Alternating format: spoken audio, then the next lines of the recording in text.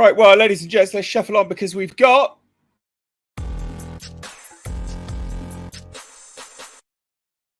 That's right. Ooh. We've got some breaking news. The Crow reboot lands at Lionsgate. Oh, wow. Now, this has long been in the works. We've had Jason Momoa. It's actually done filming for a while. Yeah, well, they're just looking for distribution. Yep, no, this is just distribution. Yep.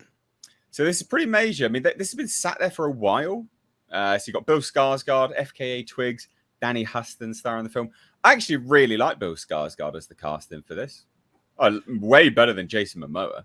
I'm sure they're just happy that Alec Baldwin wasn't in the movie. Well, that's funny because it is literally the last time someone died on set outside of that was the joke. Him. Yeah, no. But I like Bill Skarsgård in this role. I think he's a good fit. So, breaking news, you chuck this one over, Tom. The Crow is flying over to Lionsgate, which will handle domestic distribution for the long-awaited reboot. I don't know who. Did they say who's handling it worldwide? No, but I'm not surprised because Lionsgate also picked up the Hellboy reboot too. So,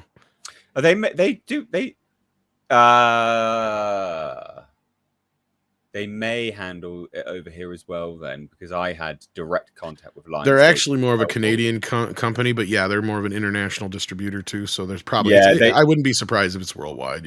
Yeah. Don't quote me on it, but I'd imagine they'll do worldwide because they normally do for a lot of stuff.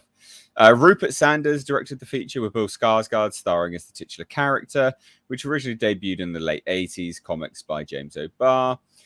They centered on a man with his fiancée who are killed by a gang after the couple's car breaks down, but the man exacts vengeance after being resurrected as the Crow. The late Brandon Lee famously played the character in 1994 and was killed during an on-set accident. In fact, the last time someone got killed, that is outside of the Alex Baldwin incident, that is literally the last time.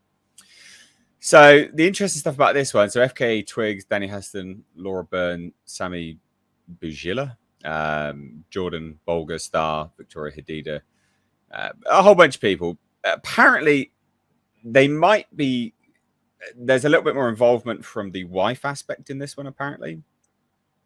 Allegedly, from the reports that were coming out before when I covered this. So they say the original film left an incredible mark on our culture that lives on, said the producers in a joint statement. We're thrilled to bring a new adaptation for today's audiences that respects the legacy.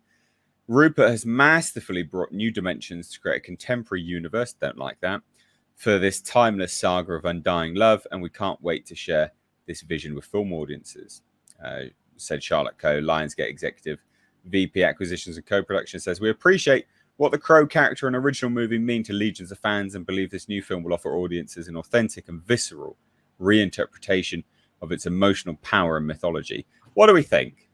Contemporary, I don't like that word, not going to lie. Create a contemporary universe for the timeless film. Don't like that word, always. I mean, we've modernized it, basically. It's an adaptation for modern audiences. And that's what I love about the original film is they build a world all of its own to where I don't think it really aged that badly. I think it's kind of set in this kind of else world to where I think it's fine. I love the first film. It's one of those few films that I don't think should be messed with. In fact, the sequels showed us that, I think. Yes. There's very few films I wanted to walk out of because even if I don't like a movie, it's like, no, I paid my $7. I'm going to stay and watch it. And one of them was Crow 2. Like I felt seriously duped. Like I walked in and I'm like looking forward to it. I'm like, cool Crow 2. We got all this cool, there was all this buzz about it and the soundtrack and all that business. And you watch the movie and it's like literally cash grab. It's like it's the same movie, same everything, and you're just like, wow. Well, that was part of the beauty of the first one. The soundtrack was a genuine character unto itself. It was. Like everything was a character in that movie. That was the thing. Yeah. Should this have been rebooted? Probably not. But what I think I join you in your concern about the when they start using the modernization. Yeah. Contemporary universe. Contemporary, modern They audience. should be talking about how they're trying to take it more back to like noir or something like that. That would get me more excited. Sorry, culture. No, Tom, it's fine. I look, I'm with you. I mean, those are my own sentiments. I think we're all kind of worried. But of course, we're worried about everything that they're doing right now. Let's be honest. Well, and I People love The lynch. Crow because it's like a stepchild, or not a stepchild, but like a step cousin or whatever to the Ninja Turtles in a way, because it was the other one of the other more famous indie comics to come out of that same era, and it's beloved for that reason. Like, people love the old black and white comic, the original, and it's very personal to the original creator. And I know he has very little control over any of that anymore. And, they've been sequelized to death, and it had a television show. So sure, same kind of thing with Highlander. Why not give it a shot? But I'm definitely going to have to going with bated breath on this one. You know what gives me a little bit of hope? They do reference the romance aspect in there with the words undying love. And generally, romance is an anti-woke sentiment. True. So True. maybe, depending on how they play it up. See, I was worried about the way they contextualized that statement, but that's okay. I hope you're right. I mean, the retelling of a timeless romance. Okay, you can definitely retell a timeless romance with no romance in it. I've seen that. A Well, lot. yeah. We're gonna see it in Snow White. No, there's no romance there.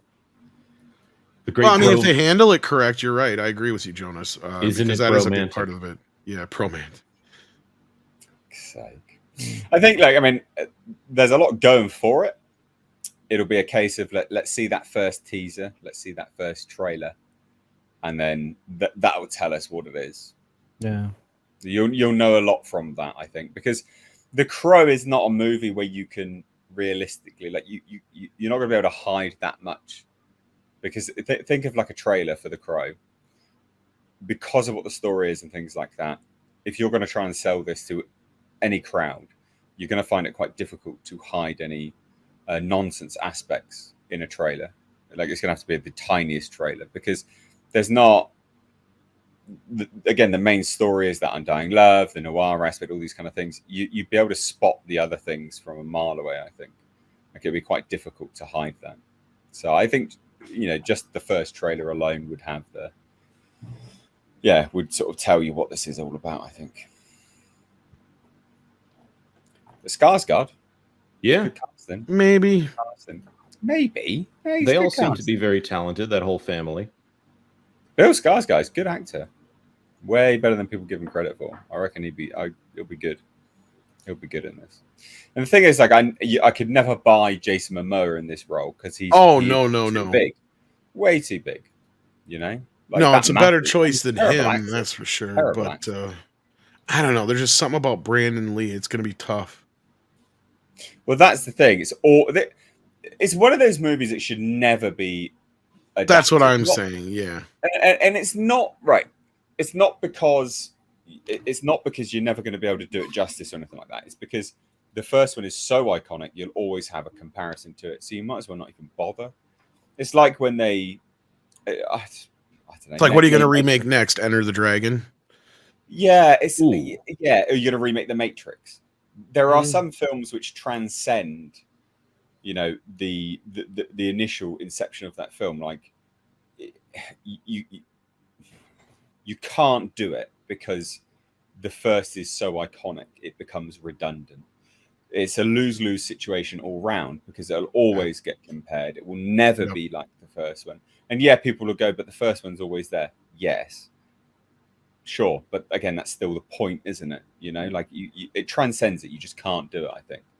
So it's got an uphill battle regardless. I don't know. Absolutely. I mean, it's kind of like the same thing like with Wizard of Oz. They've tried to do sequels and prequels and everything else, but they've never even come close to trying to attempt to remake it on any real level of, like, you have had like Muppet Wizard of Oz and The Wiz and other things like that. But I mean, an actual remake of the original Wizard of Oz, you would get shot if you propose that in Hollywood.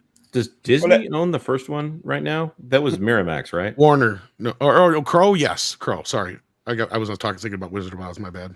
Oh yeah. Sorry. And actually, no, Lionsgate. Disney doesn't anymore, because they sold it to Lionsgate, who Lionsgate just sold their Miramax and Dimension rights to Paramount like 2 years ago. Jeez.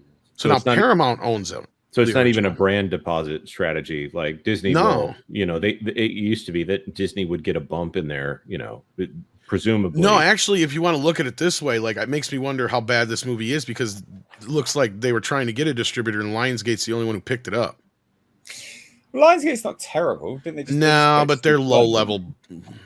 level. They're very the only things they really have are the Expendables and John Wick. True. Don't they have Hunger Games? Oh, and Hunger Games. Sorry, you're right, Jonas. Okay, well, yes. Hunger Games is about to flop fantastically. Let's Oh. hope. No, it's one of the most anticipated films of the year, mate.